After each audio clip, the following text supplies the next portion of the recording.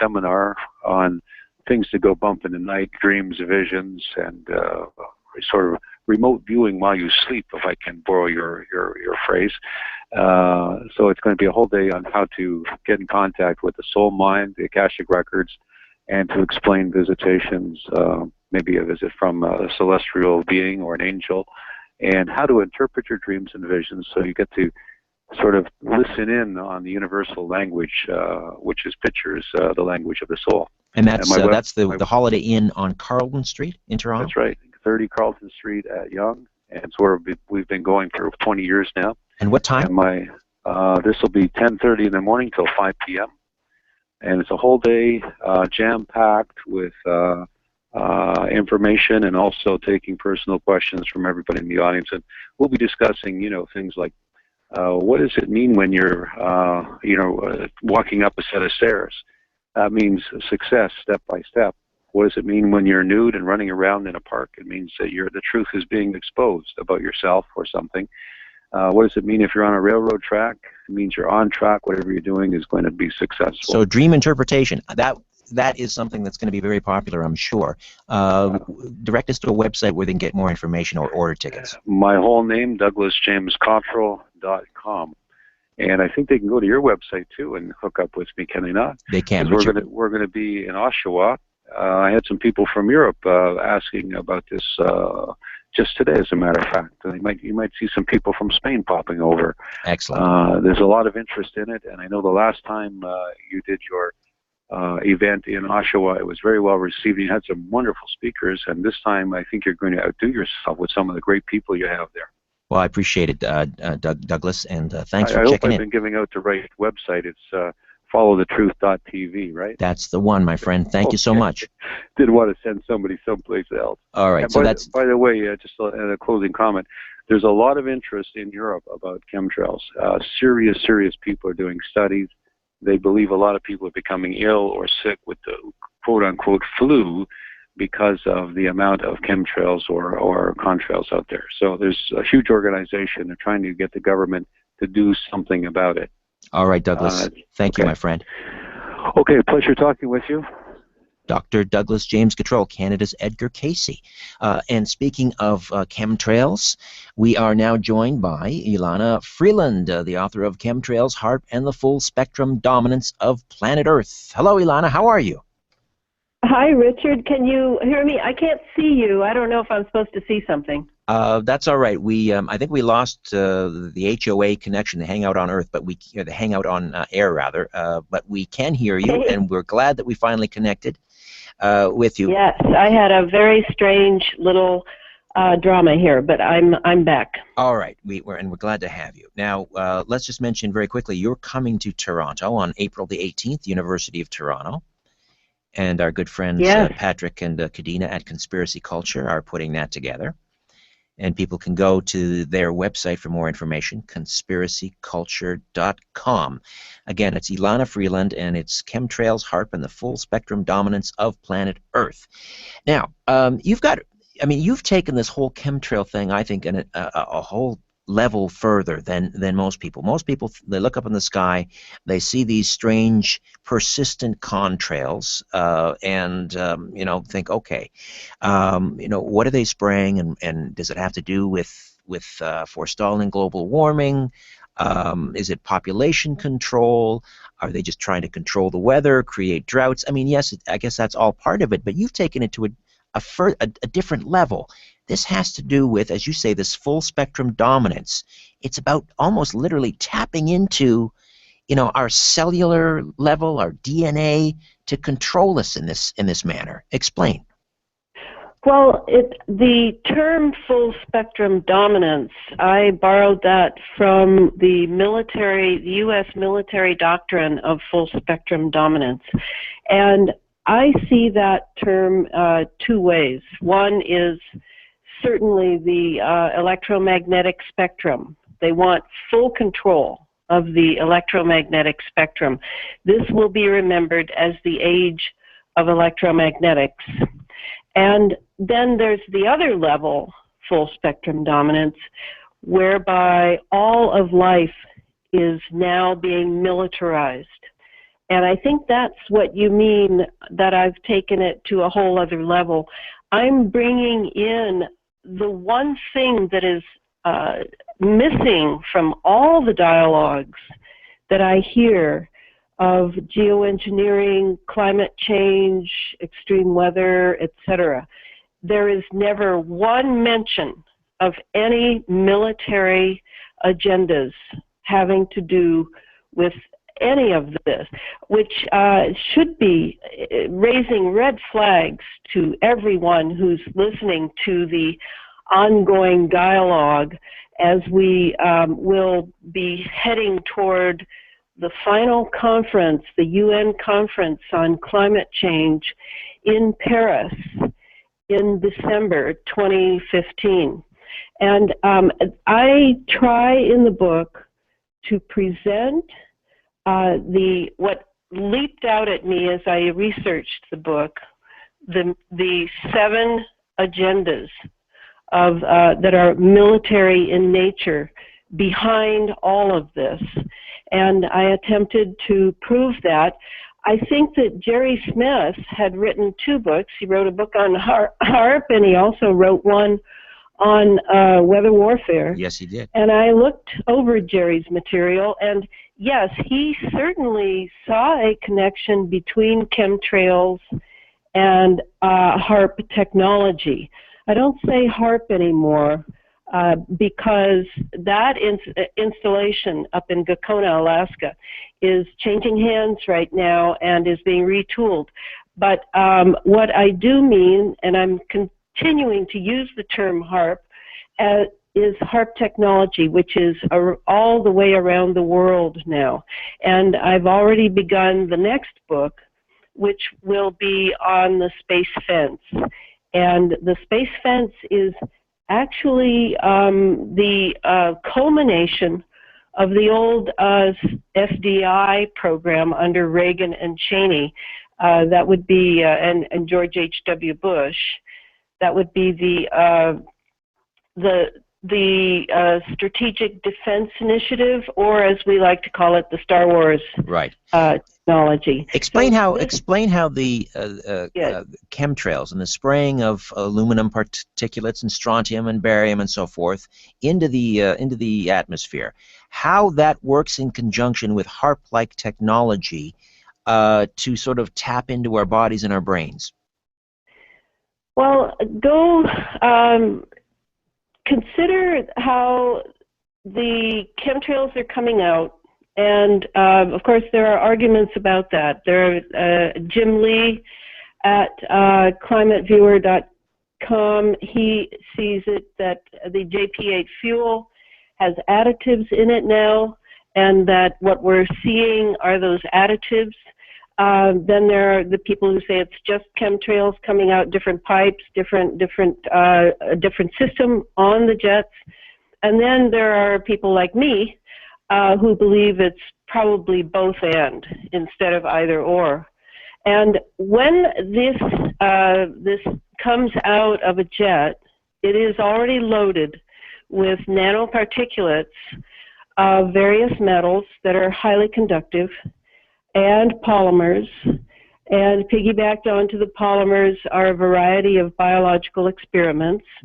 And so if we look at the weather alone, and I like to always think of California and how all of the moisture coming off the South Pacific is being forced north, offshore of California, up to the jet stream at Vancouver Island.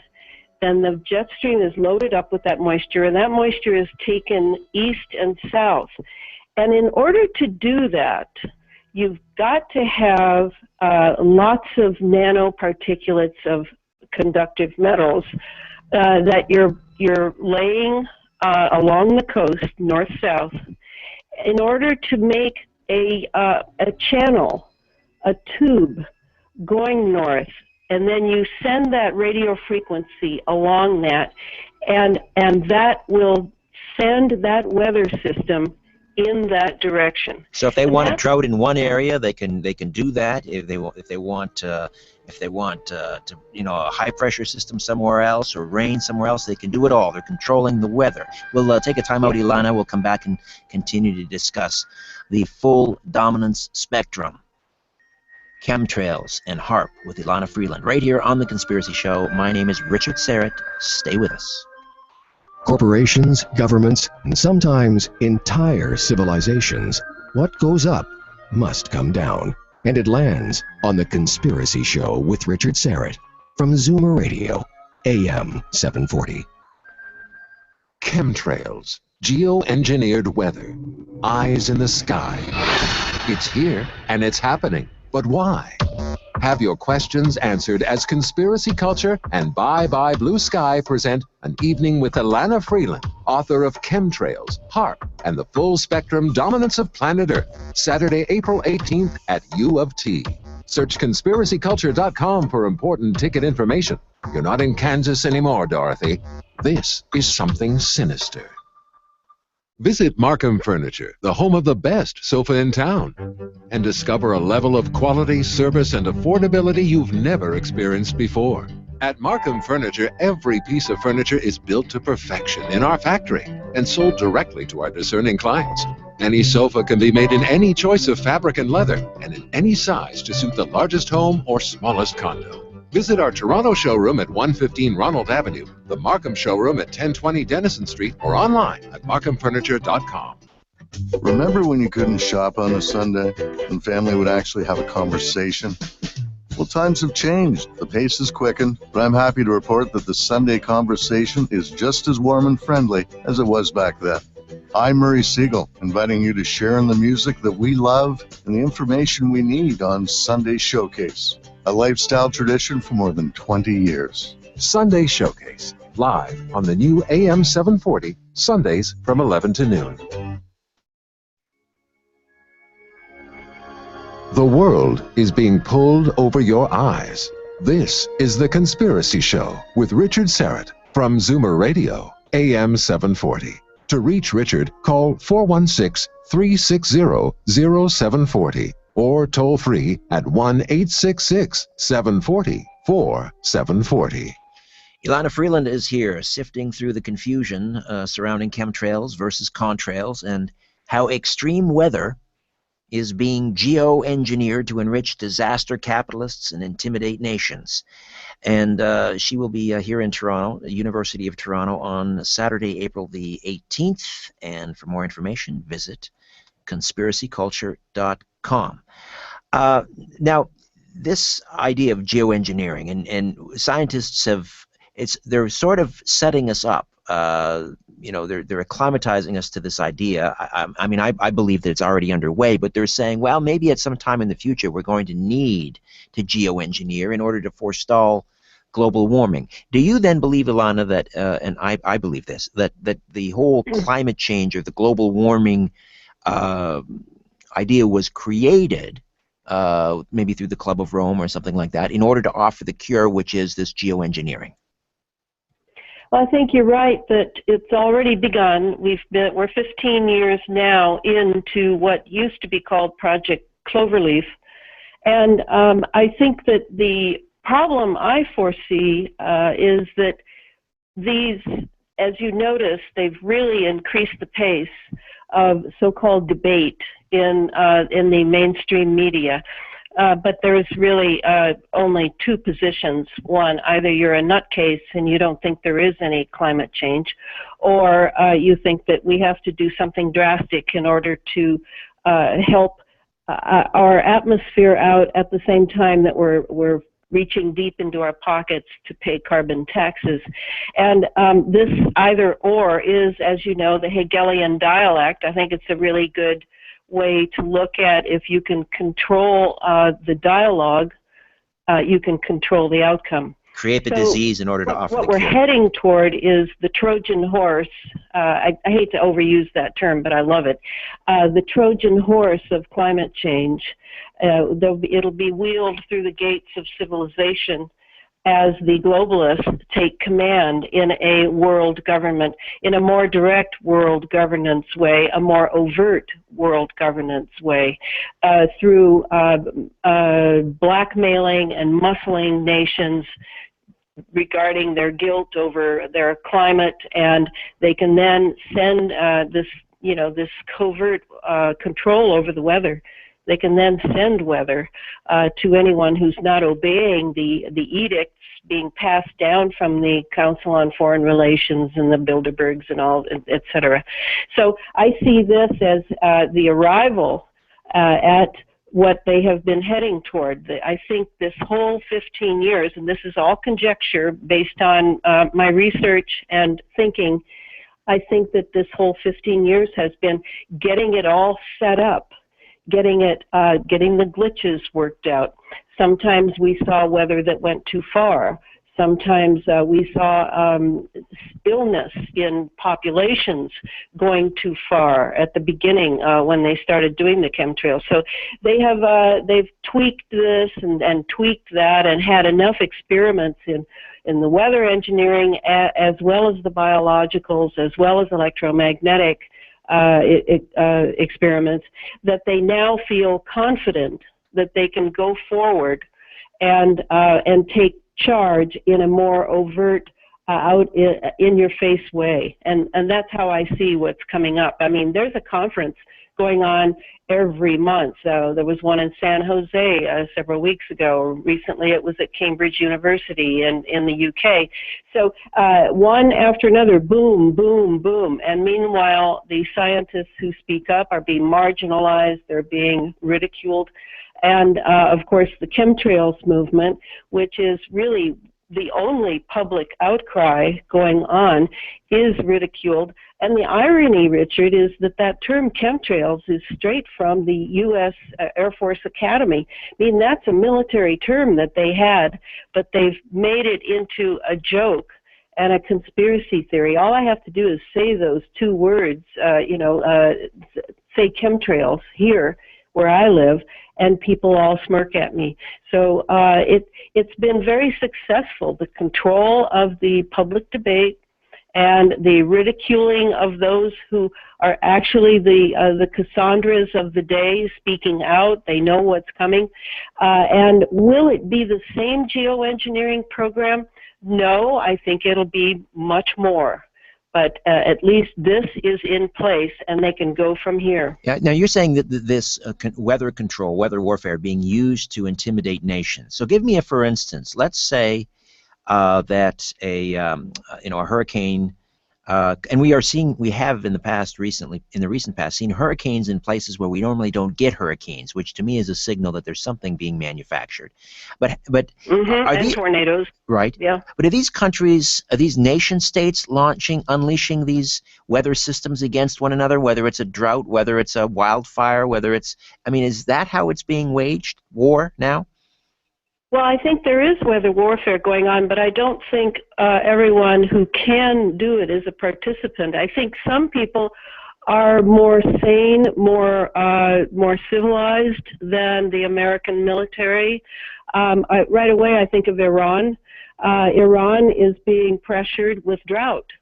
And, of course, they are involved in trying to work with ionizing rain in their drought-infested lands, and it's forcing that new technology to come. I mean, it used to be silver nitrate. Now it's an ionizing process that can be done.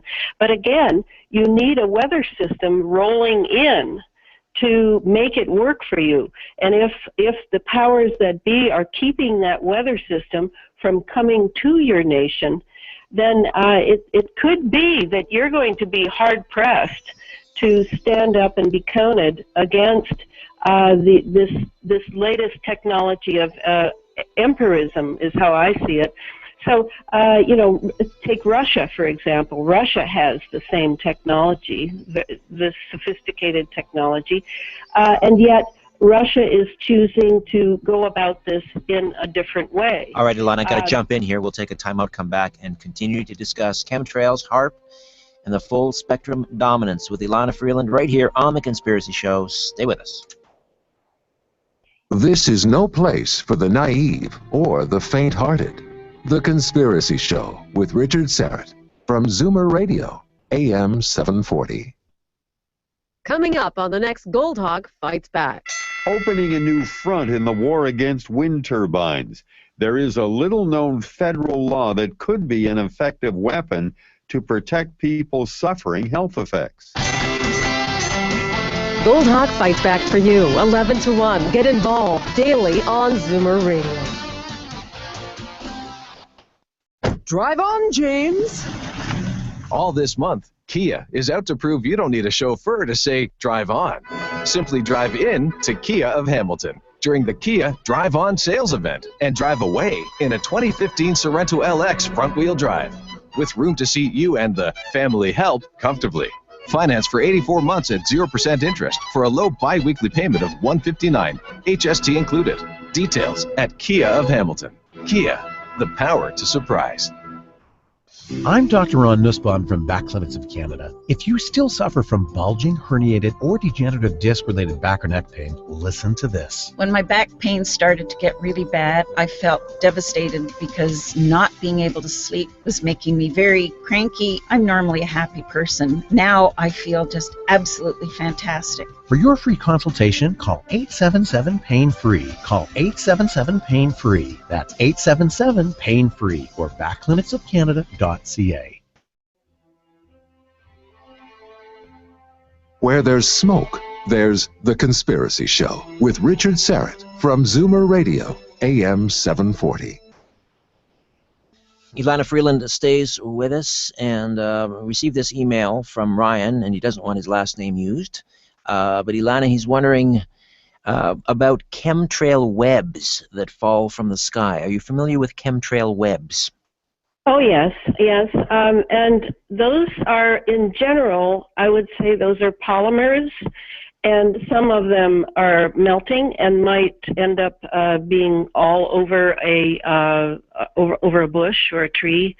And those polymers are the carriers of the fibers that are Morgellons, and Clifford Carnicom, the independent scientist, has renamed that in lieu of the fact that the CDC and the EPA refused to duplicate his research, has renamed the Morgellons, which is inappropriately named, the cross-domain bacteria, meaning that the little critter that rides in on the fibers that have a polymer shell and that we then inhale and ingest through GMO foods, of the water in our environment, the air that we're breathing, that these are, they're going into our bodies, and inside of them is the bacteria that goes through all three domains of nature. It's completely genetically engineered. So when you see the polymers coming down, they're just floating down, and please do not touch them without gloves on, because some of them, depending on what the chemical composition is, it could be very harmful. And Morgellons is people seem to have these. They almost look like little tiny. They're fibrils or little wires. It looks like coming out of their skin. Yes, that's exactly the polymer covering. It's like a chitin covering. Inside are four other parts, one of which is the reproductive part, and they also have nanosensors and microprocessors in them, and they communicate with each other once they've been lodged in the body. It's like we're being tagged it's like we're being tagged like cattle. Yes, they communicate with each other via those microprocessors. The sensors that are collecting data can be remotely connected with, and the data in them can go to computers, laptops in Denver, etc. I mean, it's a brave new world. And I mean, this might be horrendous and scary and all of that, but you know, we've lived with parasites and then symbiotic relationships for many thousands of years, as living in mammalian bodies. So for me, I know I have them. I've seen them under a microscope eating the iron out of my erythrocytes. Do we all have Morgellons then, Elana? Is that the? Oh, we all do, Richard. We've all ingested these creatures, and only some people develop lesions, and some don't. And as far as why don't I have the lesions? Well, I mean, I have a few theories, but I don't really know. I mean, this is where each of us is becoming a scientist. And I did want to address that. I want to say to people, especially people thinking of coming to the talk or not, that we are on our own now, because the scientists who know about this technology on all sides of it, not just the biologicals, they are either threatened, their families are threatened, or they have signed confidentiality agreements, and we cannot wait for them to speak out because they are in fear. So I find if I can just do the clear research and dispassionately, and not allow the fear to take hold, you can learn a lot about this, and therefore you are better defended. I don't see that hiding our heads in the sand like an ostrich will really help at all. We need to be bolder and braver in this amazing era of we're going all the way from a missile defense system to a space fence system. I mean, this is a space age we're living in, and it also has transhumanist aspects to it. And of course, that's what they're experimenting on us for the future, so that they know more.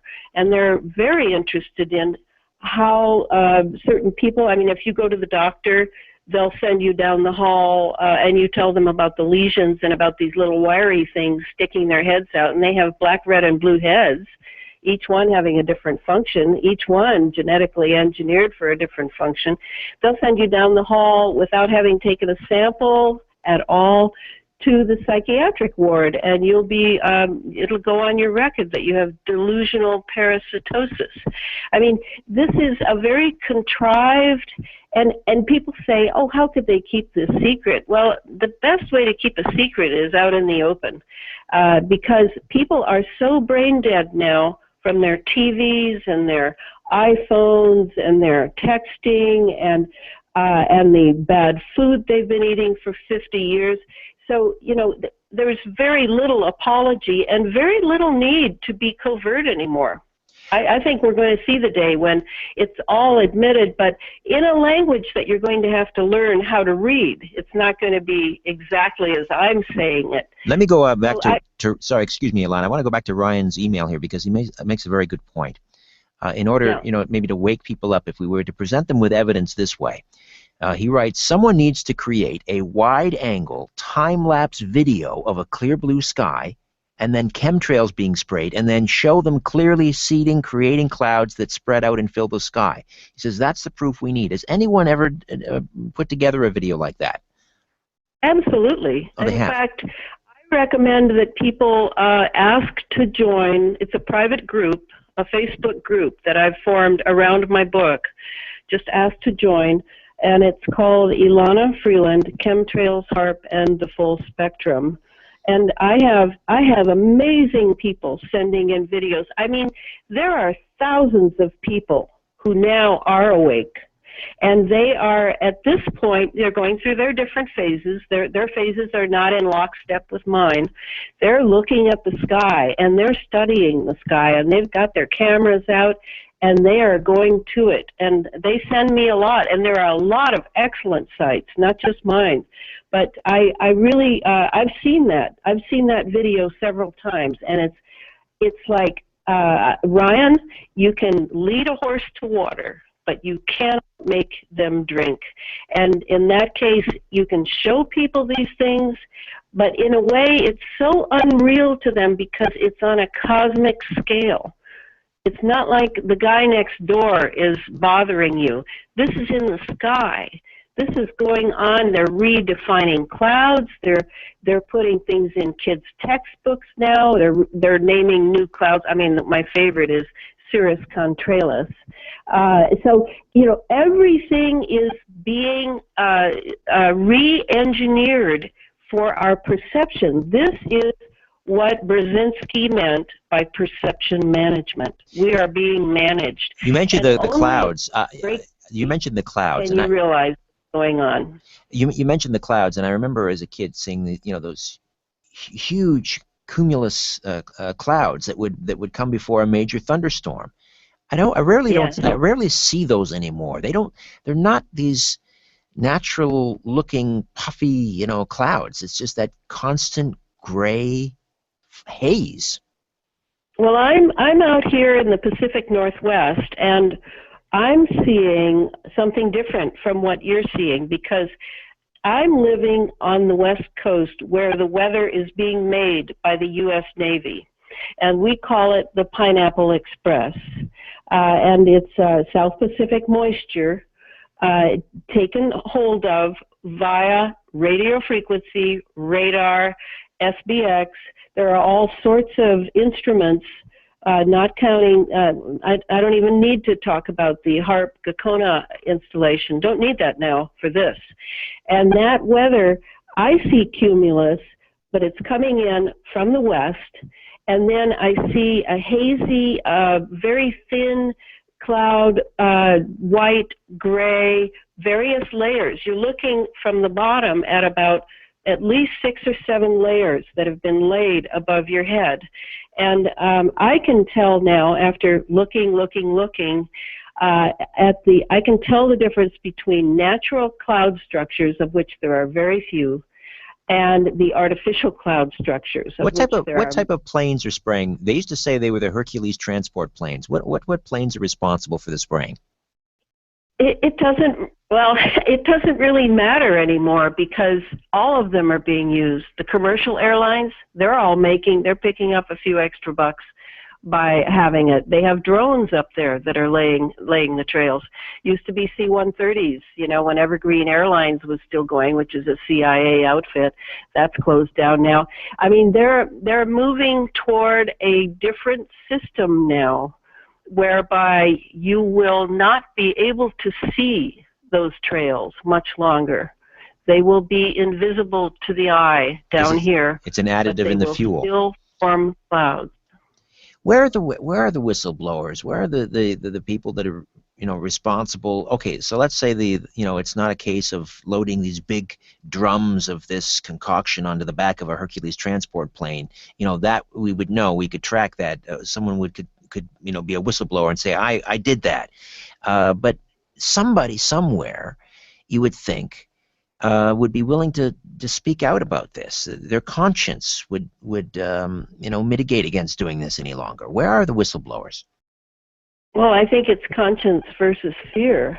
I remember when Sylvain Henry in Ottawa had 7 pilots, he told me, who were willing to come forward and speak, but I have not heard a word. So I assume it's their families, it's their career.